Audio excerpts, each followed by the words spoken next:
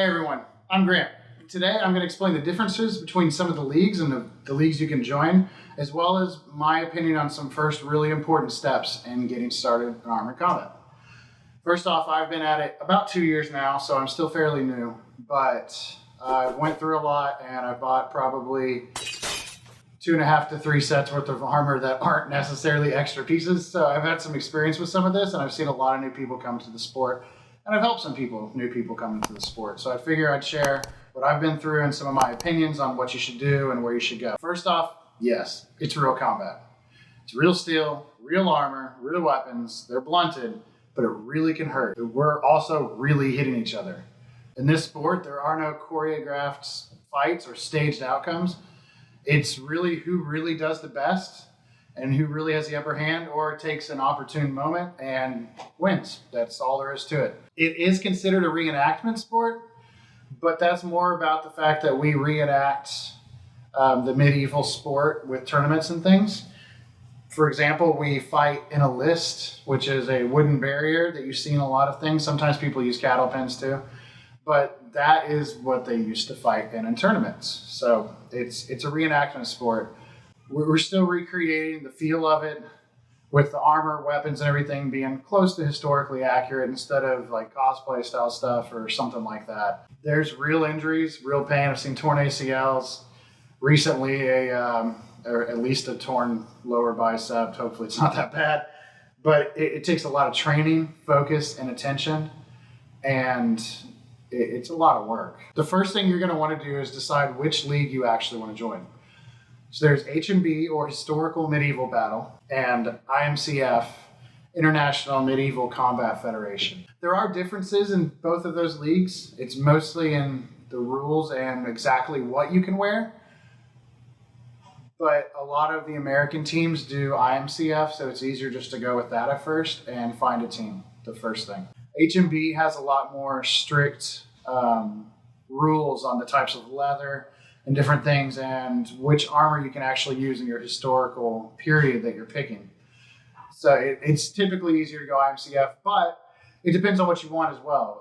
If you want to be historically accurate, H&B is definitely the way to go. IMCF is historically accurate too, but there's some leeway with some of the things, especially when it comes down to the type of cloth and leather you're using and things like that. So if you choose IMCF, you'll have 2 basic leagues from there that are in the United States. There's the ACS, or Armored Combat Sports, and the ACW, Armored Combat Worldwide. They are basically the same as well, with a couple different rules, and I'll get into the rules on all this on a later video. But they're overall the same. ACS focuses on teams on everything, and ACW focuses on teams to regions on everything. And so, but essentially it's the same thing. So you kind of want to just pick whatever's closest to you, and then if you have options from there, you can look at the rules and what they do and go from there and decide. Both of these leagues splinter off from the ACL, or Armored Combat League, from 2019, I believe it was, when it split.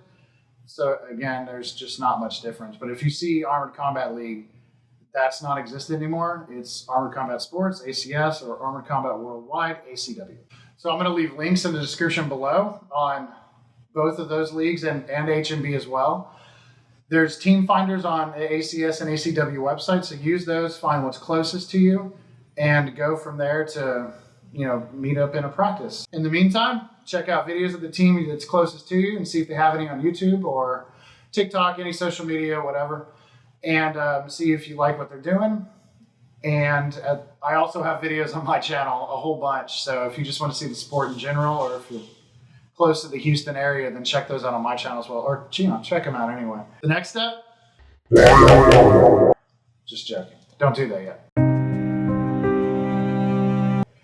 The first thing you want to do is go to a team practice. You want to actually see the sport and actually see what goes on, but you also want to meet the people as well and talk to the team captain and see what they're all about, what their goals are, things like that. A lot of teams, they just like more practicing together, where some teams want to be very competitive. So it depends on what your goals are as well. It's good to ask these questions and just meet the team. It's also important because you want to make sure you like them, and they want to make sure they like you. Not everybody's the same. Not everybody likes everybody. It's just the way the world is. So you want to make sure that you work out with them and they work out with you. So once you want to go ahead and go to a few practices. Don't just go to one and decide unless you're really set on it. But again, making sure that they like you, you like them thing. But you also want to see how they practice, how much they practice, and everything else. So each league has fees. You have to pay these fees before you fight. So you want to make sure that you've picked your team and you're good with the team and the team is good with you. So you want to pay up your fees and start, actually practicing with them. Some things to ask the captains are if they have loaner armor and if they do soft kit practices. If they do soft kit practices, that's your next step. That's exactly what you want to do. So you're still not buying armor yet. You want to go to practices and make sure if they have soft kit practices, do that. And I want to keep emphasizing, don't buy armor yet. There's a lot of people that end up selling their armor because the sport doesn't work out for them or the team didn't work out for them or whatever. Don't get caught in that trap. Go to some practices first. And if they have soft kit practices, do that for a while, for a handful of months even. If they do have loaner armor or someone will let you borrow their armor, get in it and fight in it and get the feel of it. Make sure you really like that too in these months. But I would strongly emphasize that the focus is more on honing your skills in soft combat. Soft combat is going to teach you the fundamentals. It's going to teach you what you really need to know from stances, striking, grappling, and everything else so that you can then practice that in armor. So if they let you borrow armor, there's loaner armor, someone lets you borrow armor, that's cool, that's good. But make sure if they have soft kit practices or practices on all this stuff, grappling and striking, that you go to those the most and focus on that the most. Build from the ground up and then get an armor every once in a while when you can. You also get to help people get into armor when you're in practice, SQUIRE, so to speak. And that's really good as well. It's going to teach you how the armor works together. You're going to see a whole bunch of different armor and how it works together. And that's going to help you with knowledge on what you actually want and what you want, what type of armor you want. Going to these practices is also going to let you see a variety of armor. So you can pick a certain period that you want and build a kit on that when it's time. There are different rules with HMB and IMCF, but typically HMB, I believe you have to be in that period's armor. Like if you have a 1450 specific body piece for armor, the rest of it has to fit that armor period. IMCF gives you 50 years before and after. I'm assuming they pick it off of the whole set, but I just always went off whatever my brigandine was and then built around that. But yeah, it's important to help people get in armor because you learn about it. It's crucial to helping them, and you're really learning the team and getting to know people too. So that's an important step that I don't think many people skip, but you want to make sure you don't skip it. After there's a chunk of practices under your belt, then it's time to start thinking about armor. And the first thing you want to buy is your gambeson, chassis, or leg padding. It's the most gross thing to share, period. You sweat in it really bad. It's disgusting.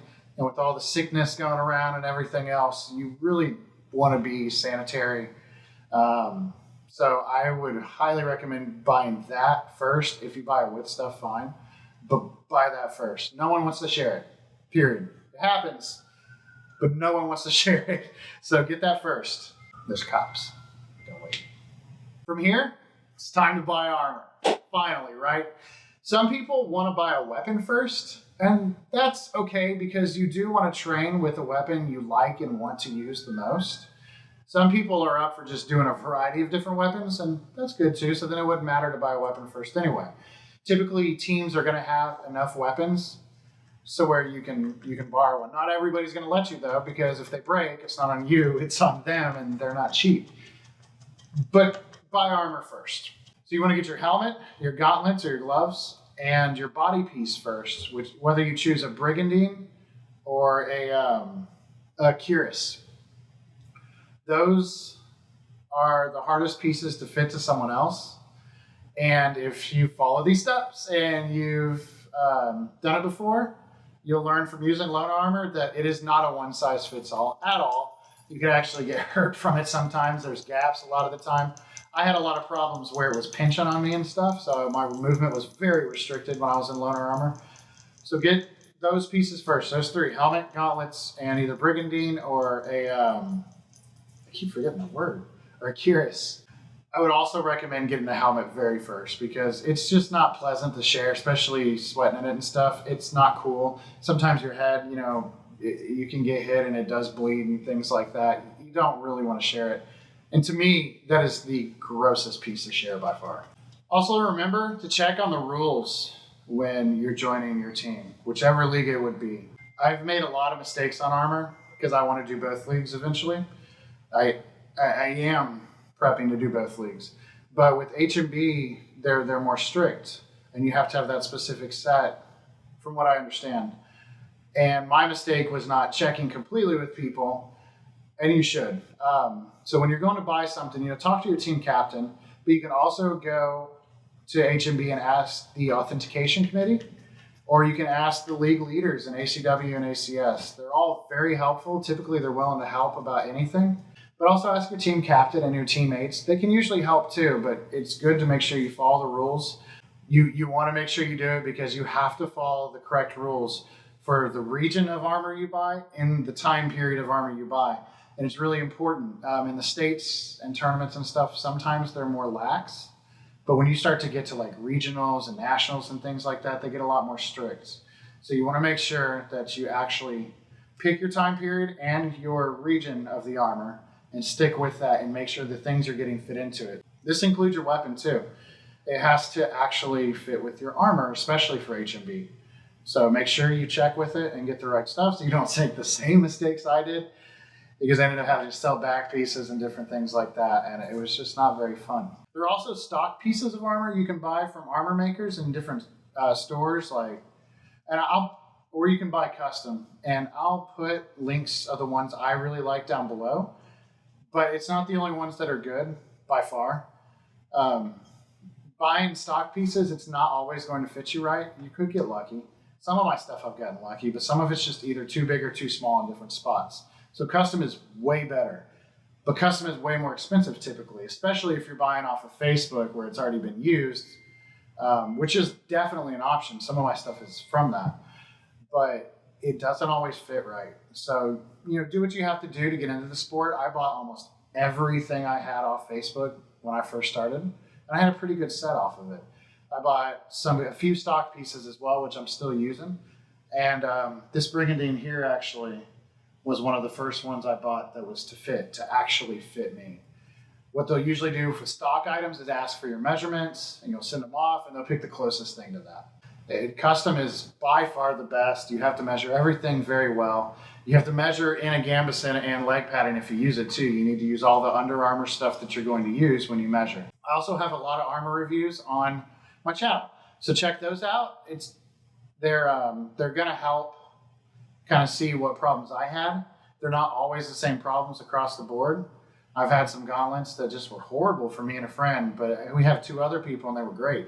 So it's not always the case, but it is my experiences with them. And I try to tell how they were with interacting and things like that too. So check those out up here. So after you have a helmet, gauntlets, and your body piece, you can go ahead and start buying your pauldrons, your van braces, your arm and shoulder pieces, and your cuisses, your leg pieces, your thigh, and your greaves and sabatons. You do have to make sure that you still follow the region and time period of what you've already got, and you have to make sure this all works together.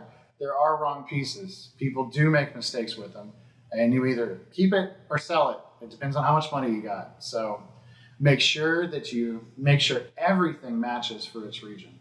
So this is just some rough guidelines and advice that I've been through and that I've been told about getting started in armored combat. It is a great sport with great people. I made a lot of good friends, and I'm looking forward to a whole bunch of future events coming up. So do you have some advice I've left out? What was your experience on getting started? Leave a comment below and help out other people. The more you say this stuff, people see it, and it helps them out as well. Also remember to like and subscribe, especially hit that like button, because the more likes it gets, the more this pushes out to other people. So that's it. Till next time.